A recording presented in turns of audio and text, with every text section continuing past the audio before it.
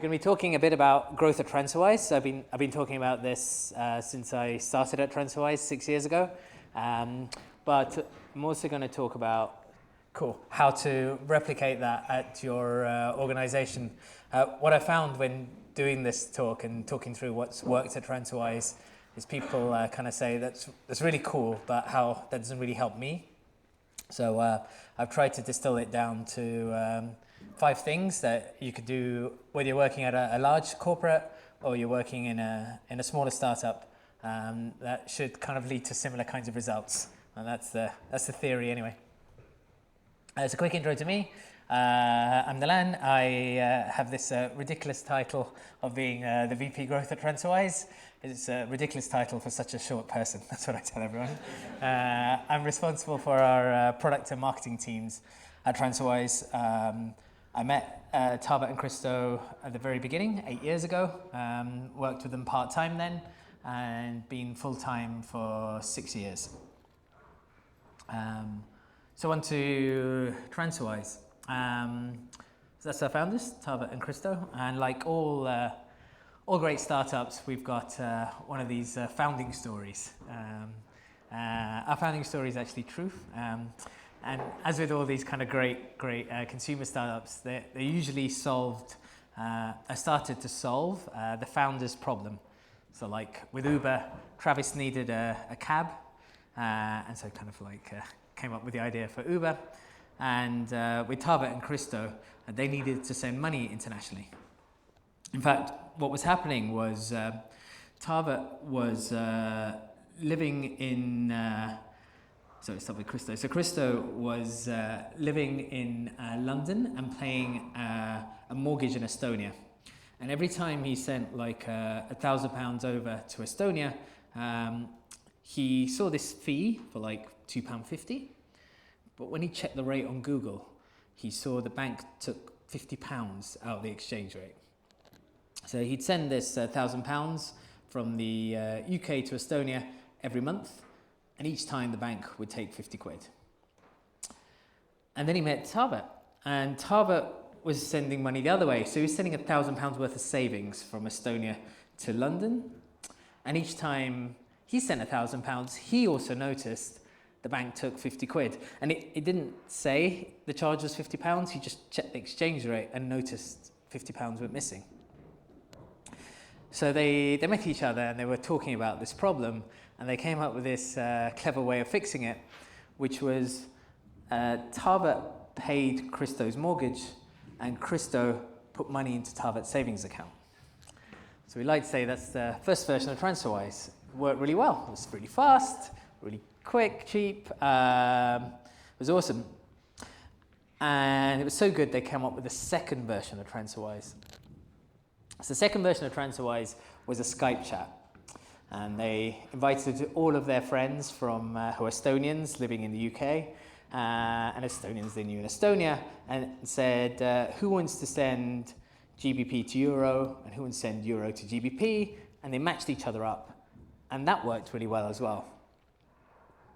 And that worked well until one day Christo decided to build a simple website, which was just a form that asked who wants to send GBP to Euro, who wants to send Euro to GBP. And that is still at the core of what we do.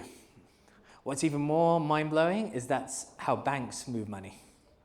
So it took me a long time to figure this out, but when you send money from the UK to the US, they don't put it on a boat and send it over the Atlantic.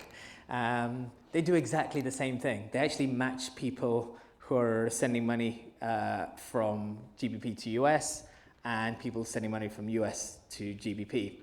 So no dollars ever leave America. And no pounds ever leave the UK. They just get matched and cleared between people sending in different directions.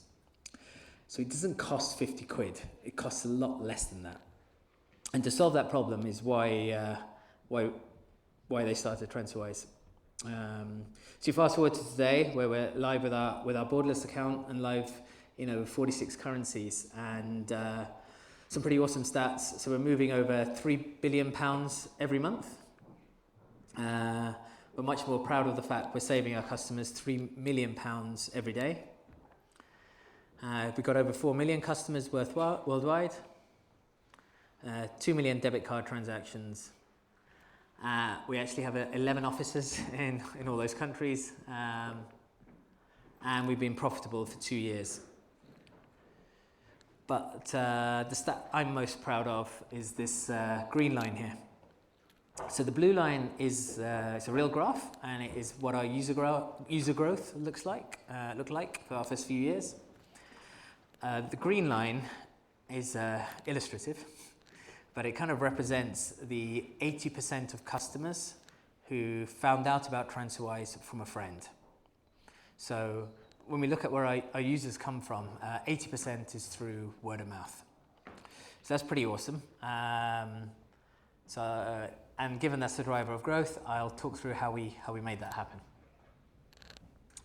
So to figure out why people are talking about the product, you kind of need to figure out why they're recommending it. So to find that out, we kind of talk to customers. And there's another tool we use, which is called Net Promoter Score. Is anyone here familiar with Net Promoter Score? A few people, cool. Luckily I've got a slide on it.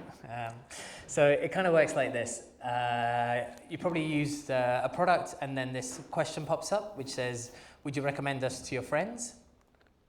And there's a scale between 1 and 10. And you kind of click a number between 1 and 10. But what the company does in the background is it kind of does the following. If someone gives a 9 or a 10, you call them a promoter. And the theory goes that they go around telling people, you've got to use TransferWise. It's pretty awesome. People that give you a 1 to 6, you call them a detractor. And they kind of go around telling people, don't use TransferWise. And a 7 or 8, they're kind of like, meh, it didn't really do anything for me.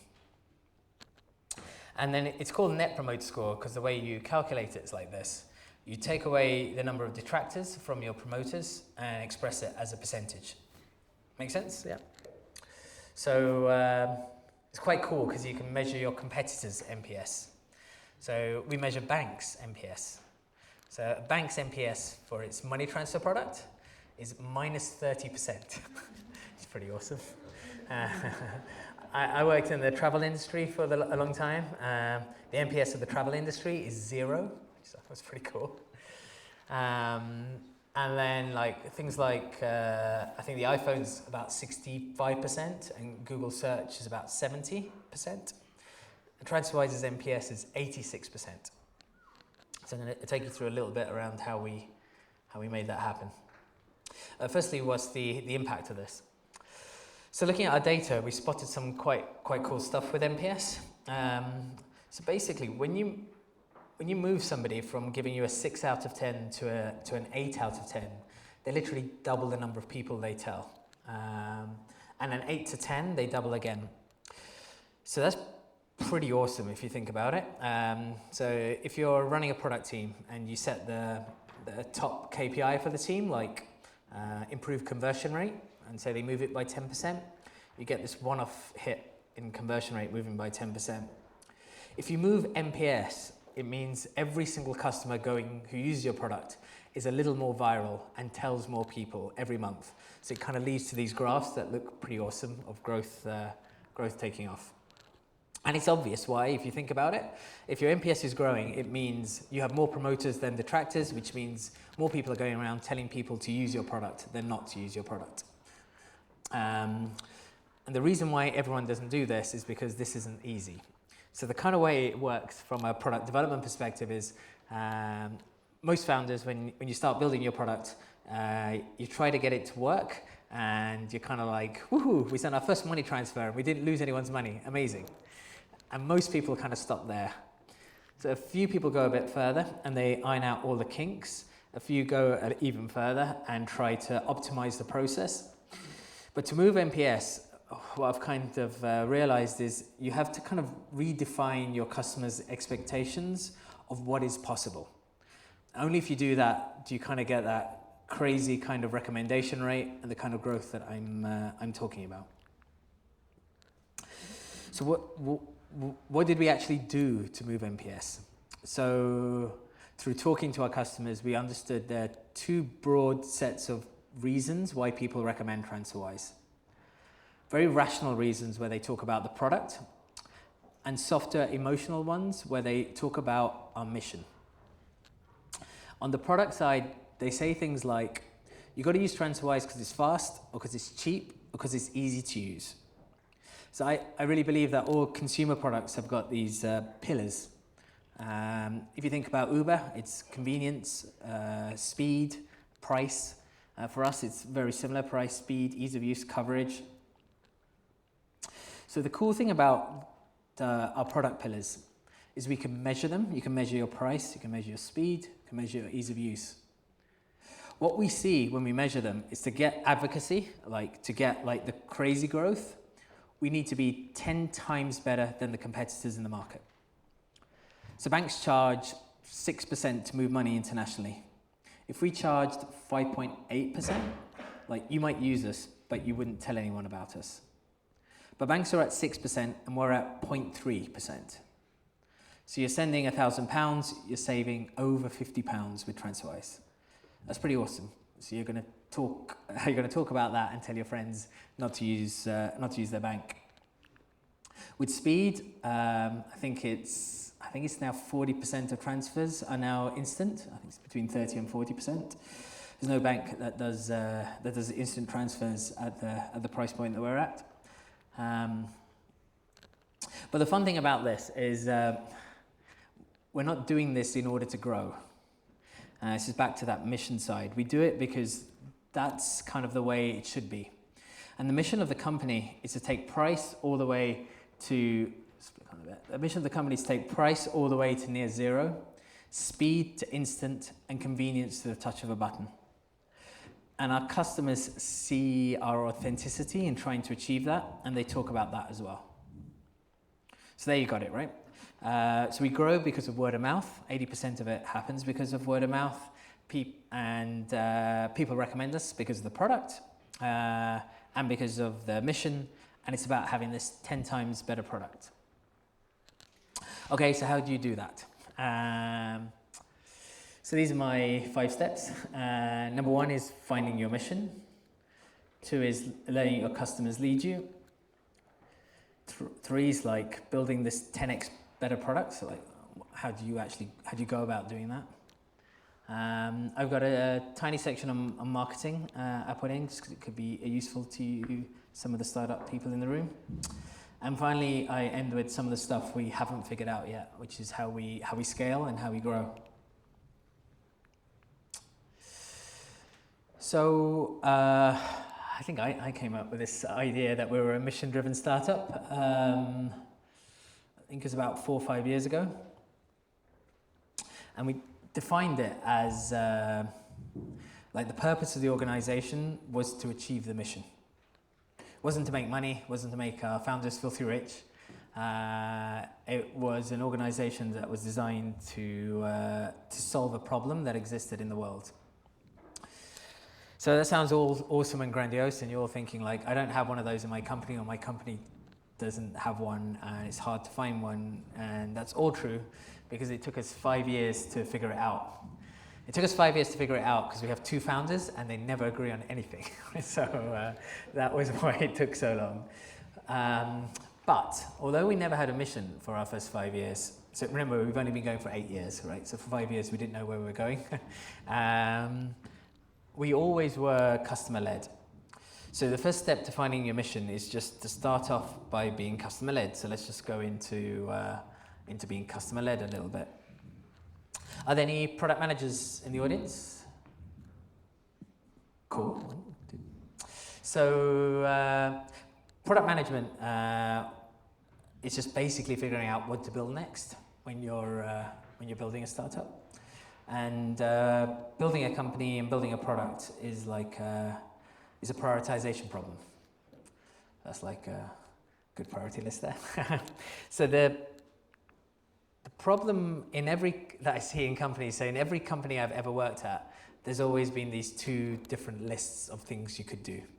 There's a list of things you could do that you know that if you do those things, you're going to end up with happy customers. And there's this other list, which is this list of things if you do, you know you're going to make money. And in every company I've ever worked in, you do this list on the right. And if you have any time left over, you do a couple of things on the left. Yep. Does anyone disagree with that? I can hear a few nods. I see a few nods. So the trick is to try and combine them so that to figure out how to make A, get your customers to pay you. It's not easy. And B, make sure you cover your costs. But in the act of doing that, you're making them happy. One of the things I'm pretty proud of at TransferWise is that we really do only have one list still at the stage and scale that we're at. And it is all led by our customers. So, and then what you're thinking now is like, so, okay, cool. So we need to find a mission. I need to be customer led. Okay, cool. He said, I've got to write down the stuff that my customers want, and then we just need to do that. But how do I explain that to my boss? So I'll talk you through how I explain that to our board. So the kind of thesis of customer led growth, we talk it through is, so first point is, so we create a huge amount of value for our customers. Just think about that £50 that they're now saving that banks used to keep. So we create a huge amount of value for them with our product. We capture way less value than we create. So we take only a tiny portion of that. So most companies, anyone that spends their time optimizing for revenue or for profit by split testing different prices, are trying to understand how much value can they capture from their customers and how can they maximize that. So we quite deliberately understand our costs, drive that down, and drive the price down when we do that. In doing that, we create this thing called a consumer surplus, which is where all that value goes. It goes back to customers, and those customers know they've got a good deal. It's called goodwill. And what that turns into is them talking about us. And anyone who's been to business school knows that, so the valuation of a company is driven by its profits and its growth rate. So by getting our customers to pay for our product, and then capturing less value than we create, and then creating such a big difference in their lives that they talk about it, we create shareholder value for our shareholders. So that's kind of how I've learned to explain customer-led growth to our shareholders. Okay, so just recapping. So letting your customers lead you to your mission means putting customers ahead of your shareholders and short-term profit. Relentlessly listening to your customers kind of helps you figure out what your mission will be. So our mission is price, speed, ease of use, and you kind of we discovered that by understanding why they would recommend us and why they wouldn't recommend us. And that's lying in all of your products, all of your companies today. Okay, cool. So you figured out a mission, you started to figure out what your customers are asking for. What's this 10x product thing? So the other thing you're thinking by now, if you've kind of worked through those 2 points, is you're thinking, if I do all the things on that customer-led list, I'm pretty confident my company's growth or my product isn't going to take off like TransferWise. And you're probably right. So not all products generate customer-led growth. You can all think of like products you use that you don't talk about every day. So we've come up with this shorthand, kind of call it a 10x product. So it's kind of, as I said earlier, if the product is 10 times better than what you were used to using previously, then you're more likely to talk about it. So this 10x better product has to be part of the solution. If you want to get to like a product or a company that's going to grow at the kind of rates I'm talking about through people talking about the product, you need to create a product that's much, much, much better than anything else. So I'm going to talk a little bit through what we do and how we do that, and how do we culturally enable that as well. Okay, so how do you build something 10 times better than anything else in the market? It's quite cool. It means you're building something that doesn't exist, okay? It actually means, because it doesn't exist yet, you don't really know if it will ever exist. And as I'm fond of telling my product managers, if they aren't in that state of existential crisis of trying very hard to do something that has never been done before, they're not trying hard enough. And it's only through our product managers trying hard and product teams trying hard to build something that has never existed before do we create that value.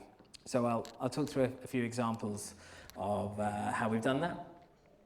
I'll talk through two. So one's what we did in Singapore. So we've been in Singapore for about, I think, 4 years. And we went to the government of Singapore 4 years ago. And we said, we'd love to have a license. And they said, sure thing, here's a license.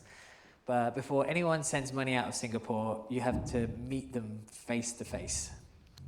And we're like, you don't need to do that. They're like, no, you need to do that. And we said, no, we're familiar with like the global anti-money laundering conventions that Australia, the US, India, all countries are signed up to. And in none of those countries, you need to meet anyone face to face. And they said, in Singapore, if you want a license, you have to meet people face to face. So they've said this to every company, money transfer company that's tried to open in Singapore, and no kind of like online money transfer companies have as a consequence. So our verification team heard this and they were like, we're going to send a team to Singapore. So Jack got on a plane and went out to Singapore. We had, I think it was about 2,000 customers on the wait list. And he started inviting them to the office with their documents and physically verifying they were who they say they were before we gave them access to the app. So customers hated it. I mean, Jack's a nice guy, but they didn't like the experience. So just imagine, like, you download the TransferWise app, you go through the sign-up process, and then it says, pick an appointment slot to meet Jack, and it's like a few weeks out. It's just like pretty shitty. So the cool muscle we built was we got our customers to complain, and we got them to complain to the regulator about this, and we put a lot of soft power pressure on the Singaporean government as well. And through doing that, it took us a year of lobbying and a year of manual face-to-face verification before last year we got the world's first license to do online verification in Singapore. It's pretty awesome. Like, you can take a selfie of yourself. It wasn't me that got it, but it's awesome. You can take a selfie of yourself on the beach and you can kick off a transfer, which is pretty cool. But just imagine you were that product manager on that engineering team or the banker who did that, and you've been plugging away at that for like 3 years to get it to happen, and then you get it, and then you've got it for a year, and it's painful, and you don't know if you're ever going to get this license or not, and you know it's not scalable what we're doing right now, and every single day you're thinking, should I give up? That's what it feels like when you're building a 10 times better product. The next example is the UK. That's the Bank of England. We've got a bank account there. That's pretty awesome. So when we got our bank account there, it was just Barclays, HSBC, Lloyds, I think, and NatWest and us, I think, that had clearing accounts at the Bank of England. That took 5 years to get. And the start of that was, so just imagine, 5 years ago, we were tiny.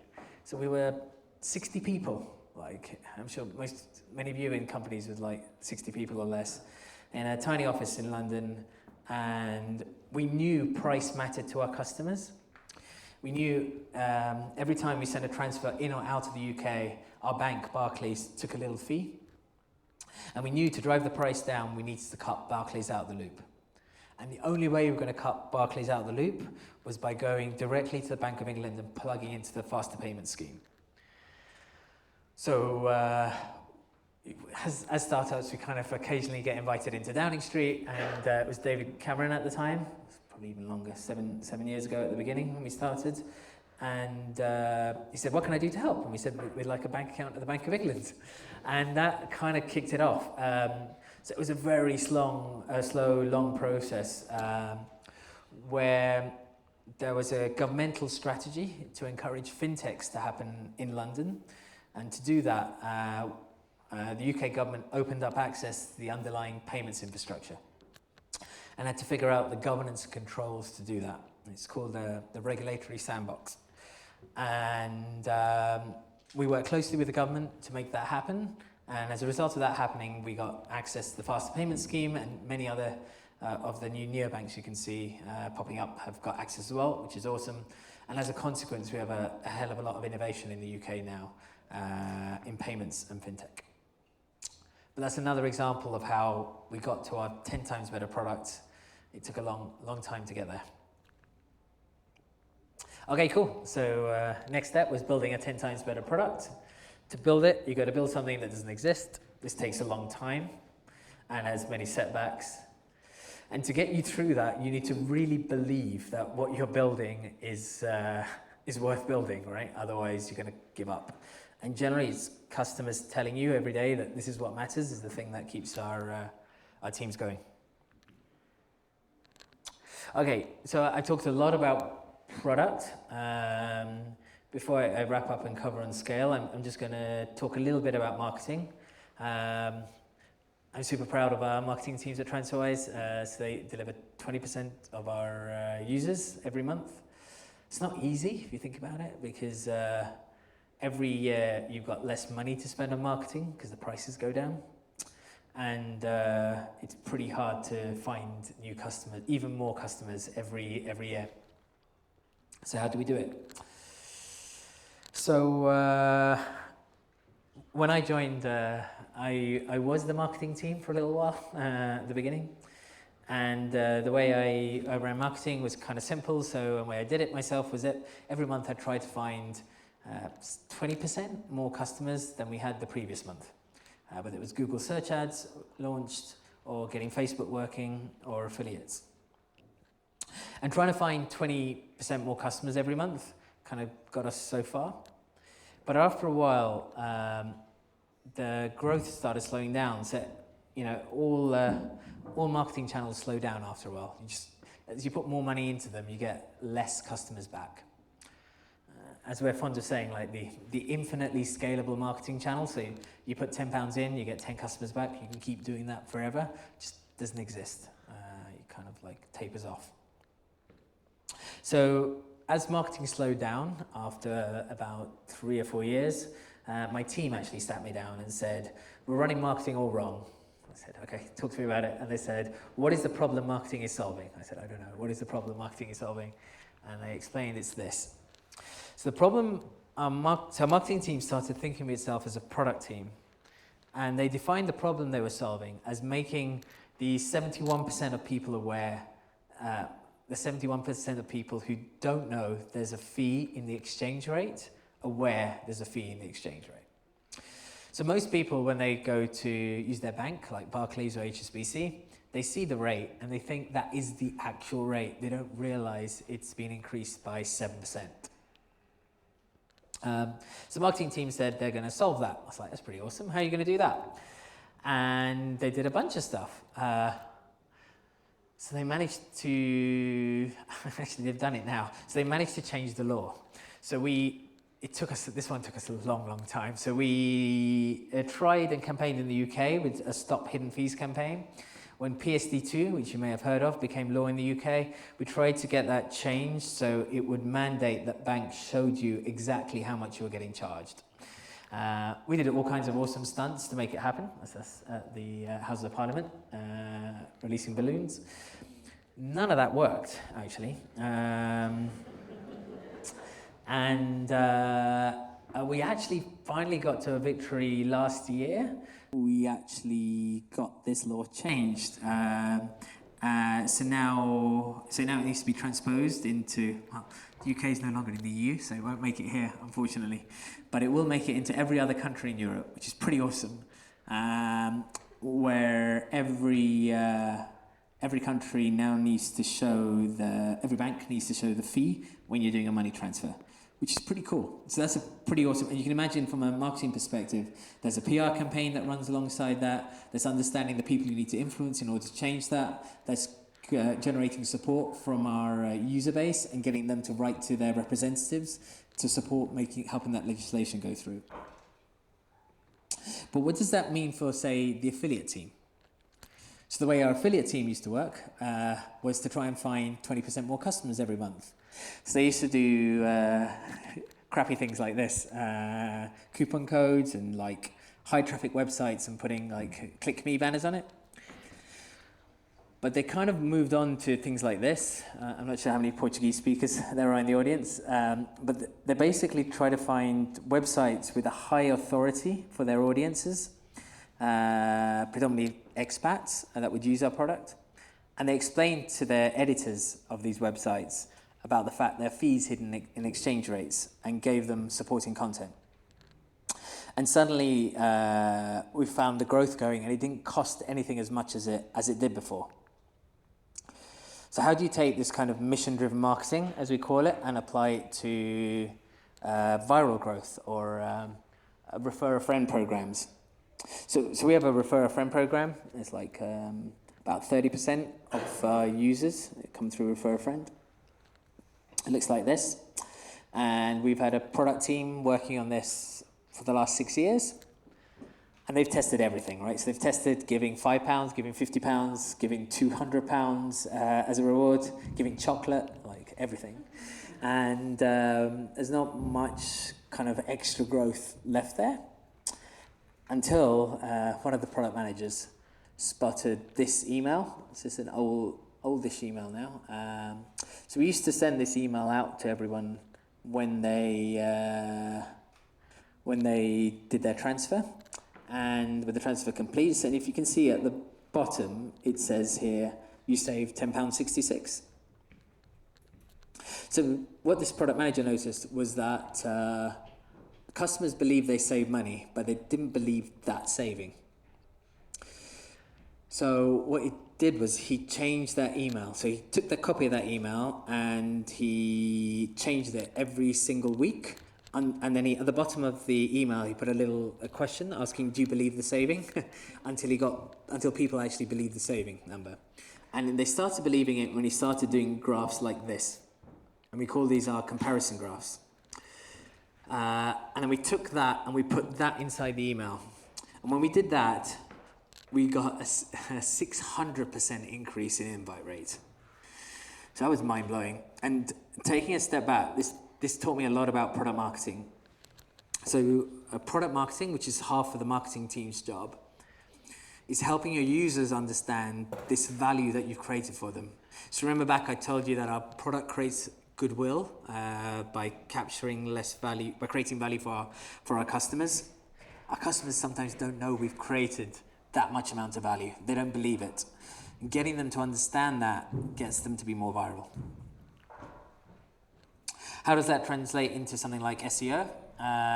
Well, we take that comparison graph and comparison table. So if you fast forward to today, we've got, I think it's like 70 bank accounts around the world.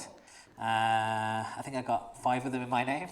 And every day, a robot logs onto the bank account and tries to do a test transfer and gets a quote in every currency supported by that bank and puts the result in a database, which gives us the world's largest database of how much it costs to send money with your bank. Which is kind of cool, but how that's cool from a marketing perspective is if you Google how much does it cost to send money with NatWest, this awesome page pops up with this on it. That explains the hidden fees of sending money with NatWest, and that's pretty cool. What's even cooler is sometimes our competitors like Western Union will be cheaper than us because they'll it's funny, you can see them for maybe 3 months, they'll lose a lot of money to try to maintain share. And if they do that, we'll show them as being cheaper than us as well, which is pretty awesome. So just bringing this back to how we think about marketing in TransferWise. So it's less about trying to find customers and more about trying to help customers out there understand that they're getting ripped off with hidden fees in the exchange rate, and helping them understand the value that TransferWise creates. Cool, almost done. Last step. So this is stuff we haven't solved yet. So how do we scale? So we run in autonomous independent teams focused on KPIs that make a difference to customers and drive our growth. Right. So we have 1,500 people now. We have 300 people in product engineering, but more or less every single one of them is focused on part of the price, speed, or ease of use puzzle. And they have a clear KPI measurement of how to move it. And they're trying to build a 10x better experience on their product than what exists elsewhere. This is a simplified org chart from 4 years ago. Now it's way more complex. So we have teams around customer problems. So there's a team on making people aware they're getting ripped off by the bank, a team on onboarding, a team on identifying who you are. We even have teams on emotions. We have a team on reducing worry through the experience, and a team on understanding evangelism. Like, why would you tell someone about TransferWise? The teams are in different types now, so we also have central teams, regional teams, and platform teams. But the fun bit I want to talk about is what the challenges with this are. So I'm now going to just talk you through what the last 18 months or 2 years of my life have felt like. So you kind of feel my pain a little.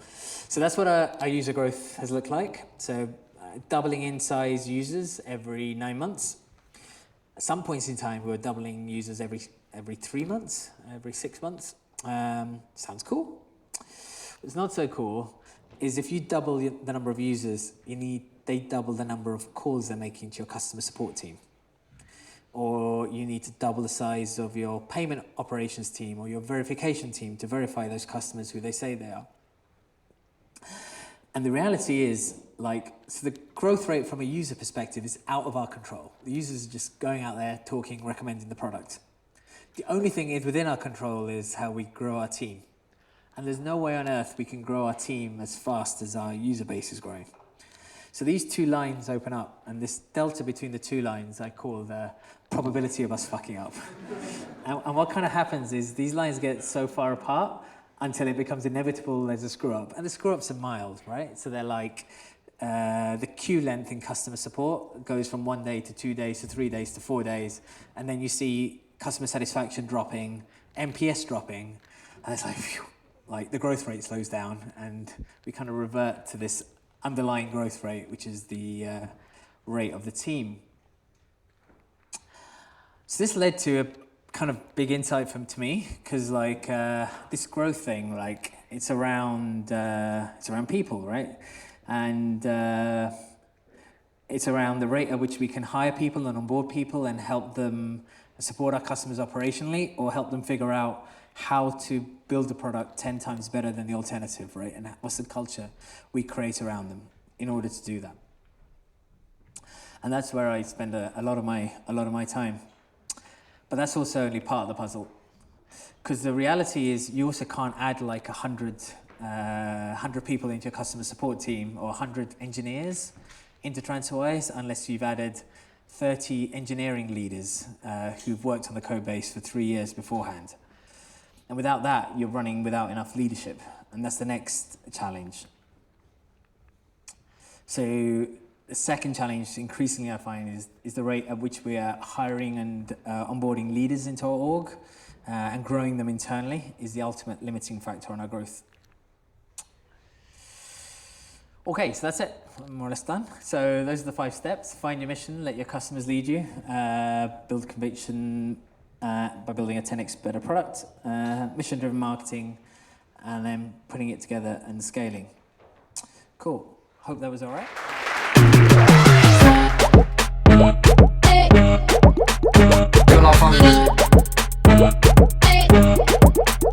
Good luck, family.